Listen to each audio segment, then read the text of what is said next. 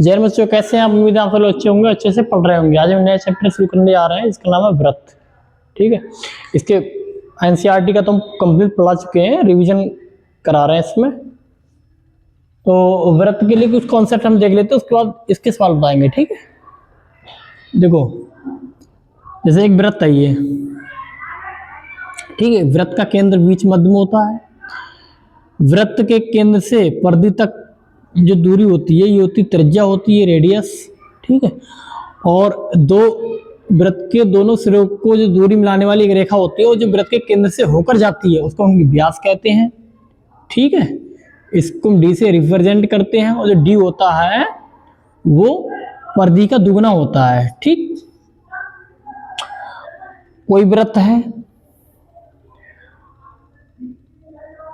ये क्या है? छेदक रेखा। ठीक है, अगर कोई व्रत को आर पार कोई रेखा खींच रही है तो व्रत की छेदक रेखा होगी। अगर व्रत के दोनों सिरों को ही मिला रही है तो क्या होगा? ये इसे कहेंगे छेदक रेखा। ठीक, और केवल सिरों तक ही सीमित है तो इसे क्या कहेंगे हम?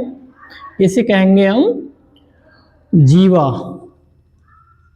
ठीक है, व्रत की सबसे लंबी जीवा व्रत के केंद्र से होकर जाती है, जिसे व्यास भी कहते हैं। ठीक है, अनंत जीवा हो सकती है।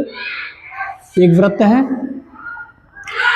एक व्रत पर अनंत स्पर्श रेखाएं खींची जा सकती हैं, लेकिन एक बिंदु से कितनी रेखा खींची जा सकती हैं? देख रहे हैं, देखो कोई व्रत है, एक बाहर स्थित है, इससे हम कितनी रेखाएं खींच सकते हैं? स्पर्श रेखा एक तो ये खींच दी और एक ये खींच दी। केवल दो स्पर्श रेखा खींच सकते हैं, इससे अधिक नहीं खींच सकते। क्यों? अगर इससे बाहर इधर की रेखा खींचेंगे तब भी इससे बाहर होगी, स्पर्श रेखा हो ही नहीं सकती। ठीक, हो ही नहीं सकती। अगर इसके अंदर लाएंगे तो ये क्या हो जाएगी? इसकी छेदक रेखा हो जाएगी, ना कि स्पर्श रेखा। ठीक, इसीलिए कोई बाह्य बिंदु है उससे केवल दो स्पर्श रेखाएं खींची जा सकती हैं।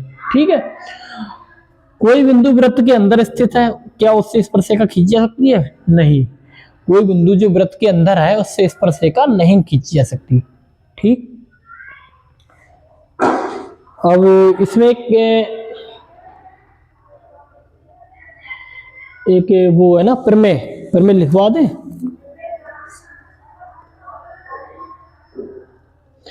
एक प्रमेय है, समझ लो। ठीक है, याद भी कर लेना।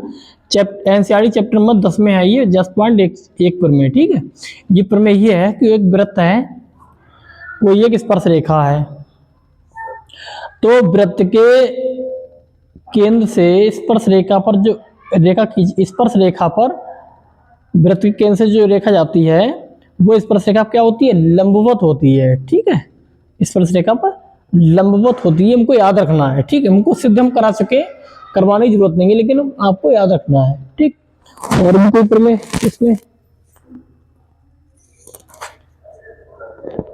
हाँ, एक प्रमेय और है, कोई हाँ यही है, एक व्रत है, व्रत के बाह्य बिंदु से स्पर्श रेखाओं की लंबाइयां हमेशा समान होती है। बाह्य बिंदु कोई पी है, इससे स्पर्श रेखाएं जो होती हैं व्रत के बाह्य बिंदु, किसी बाह्य बिंदु से खींची गई स्पर्श रेखाओं की लंबाइयां समान होती है। जैसे ये बाह्य बिंदु पी है, इससे स्पर्श रेखा एक तो क्यू खींची गई, एक आर खींची गई है।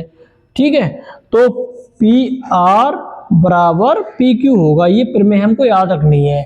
ठीक है, प्रूफ करा चुके हैं हम, याद रखनी है। ठीक, ये तो प्रमेय हो गई। और भी प्रमेय, और तो शायद इसमें कोई प्रमेय है नहीं। ठीक है, नहीं है। अब सवाल कराते हैं आपको।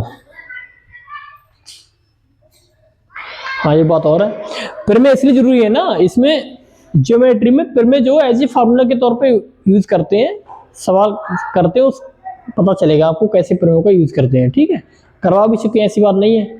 जो नए देख रहे होंगे उन्हें समझ में आएगा, बाकी हम करवा भी चुके हैं। एनसीईआरटी का पूरा कंप्लीट सिलेबस करवा चुके हैं 10th का। ठीक,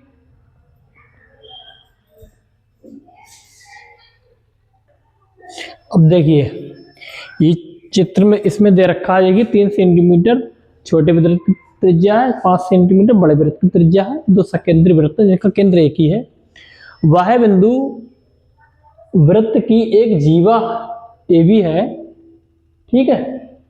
वह वृत्त जो बड़ा वाला वृत्त, बृहद वृत्त होगा, बड़े वृत्त की जो जीवा है AB, जो अंतः वृत्त है, हाँ वह और अंतः वृत्त के बिंदु P पर स्पर्श करती है, तो इसकी लंबाई ज्ञात करनी है हमको, AB की लंबाई ज्ञात करनी है। कैसे ज्ञात करेंगे हम? देखो हमने आपको एक प्रमेय बताई थी, प्रमेय 10.1। अब देखो एज ए फार्मूला कैसे यूज करते हैं। 10.1 में क्या था, कोई एक स्पर्श रेखा है वृत्त पर, इसके केंद्र से जो स्पर्श रेखा पर जो भी रेखा खींची जाएगी वो स्पर्श रेखा क्या होगी, लंबवत होगी, यानी कि क्या होगी, 90 डिग्री का कोण बनाएगी। तो ये 3 है, ये कितनी 5 है, तो त्रिभुज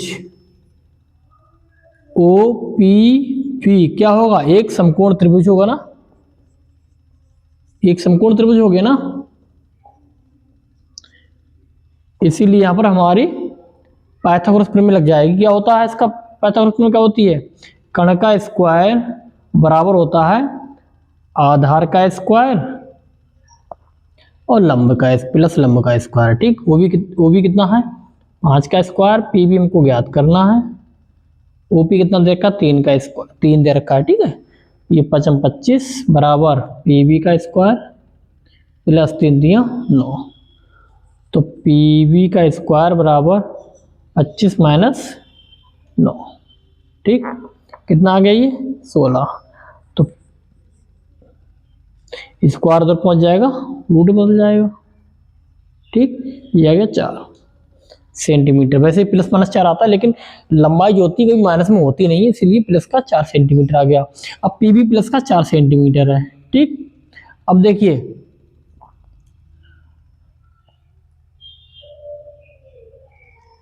देखिए ये स्पर्श रेखा है ना, यहां से खींची गई स्पर्श रेखा ये, और ये त्रिज्या से मिल रही है, सेम।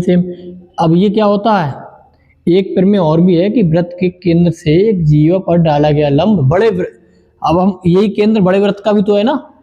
एक प्रमेय होती है वृत्त के केंद्र से जीवा पर डाला गया लंब जीवा को समद्विभाजित करता है, ठीक है। अगर बड़े वृत्त की ये केंद्र है तो ये बड़े वृत्त की जीवा है, तो जीवा को क्या करेगा, समद्विभाजित करेगा। तो जितना ये होगा उतना ही ये होगा, तो AB जो होगा कितना होगा, दुगना होगा कितनी, PB के, ठीक। PB कितना आ गया, 4 आ गया, यानी कितना आ गया ये 8 सेंटीमीटर। AB कितना आ गया, 8 सेंटीमीटर, ठीक है। ऐसे करते हैं। एक अगला क्वेश्चन है, देखिए हमको चित्र दे रखा है TP व TQ इसकी स्पर्श रेखा है, वृत्त पर 2 स्पर्श रेखा है, तो ये 110 दे रखा, हमको ये ज्ञात करना है। कैसे क्या करेंगे, देखो प्रमेय होती है वृत्त के केंद्र से स्पर्श रेखा पर वृत्त के केंद्र से स्पर्श रेखा पर जो त्रिज्या खींची जाती है वो स्पर्श रेखा पर क्या होती है, लंबवत होती है, यानी ये 90 डिग्री है तो ये भी 90 डिग्री होगा, ये भी 90 डिग्री होगा। अब ये TPOQ क्या है, एक चतुर्भुज है। चतुर्भुज के चारों कोणों का योग कितना होता है, 360 अंश। तो कोण PTQ, कोण TPO, कोण POQ, कोण OQT बराबर कितना है, 360 डिग्री। देखिए ये ज्ञात करना हमें, कोण PTQ, कोण TPO कितना है, 90 डिग्री, ये कितना है 110 डिग्री, ये कितना है, ये भी 90 डिग्री, बराबर 360, ठीक। कोण PTQ 9 9 180 0 8 1 9 1 1 2 प्लस 290 बराबर 360। कोण PTQ बराबर कितना है, 360 माइनस 290 90 है। ठीक, कितना आ गया 0, 16 में से 9 गए, 16 में से 9 जाएंगे, कितने बचेंगे 7, और बस 70 डिग्री आ गया। ठीक है, कितना आ गया 70 डिग्री। ऐसे करेंगे।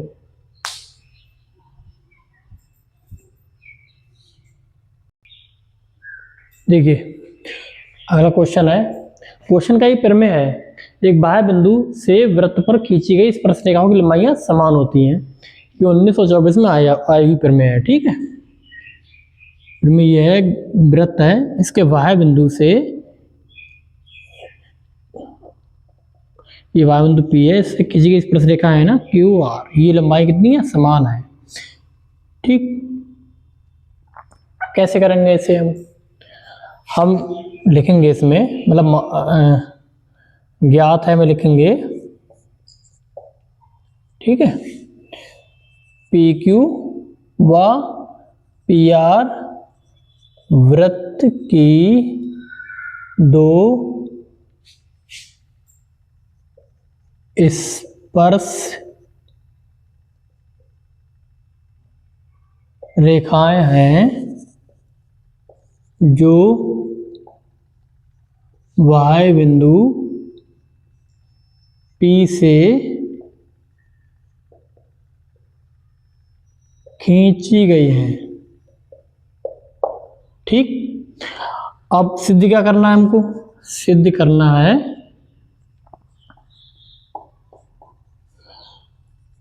PQ बराबर PR।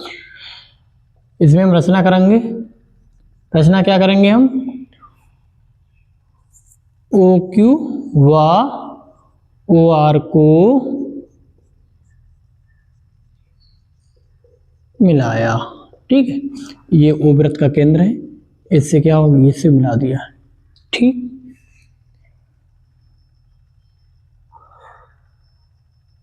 एक और मिलाएंगे, इसमें यही लिख लो OQ OR तथा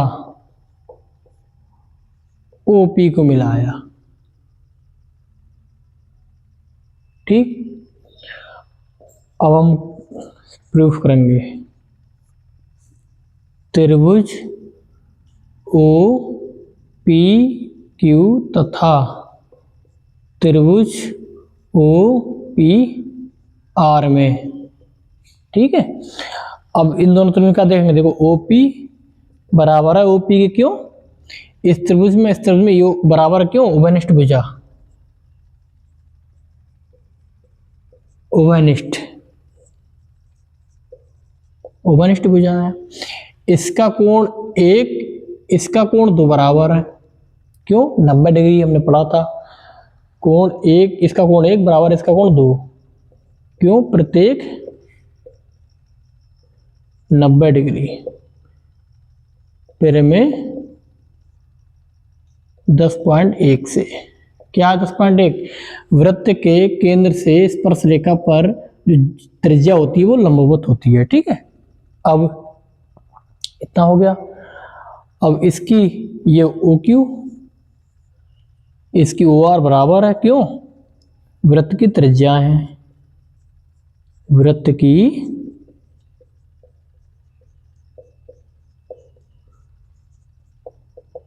त्रिज्या है।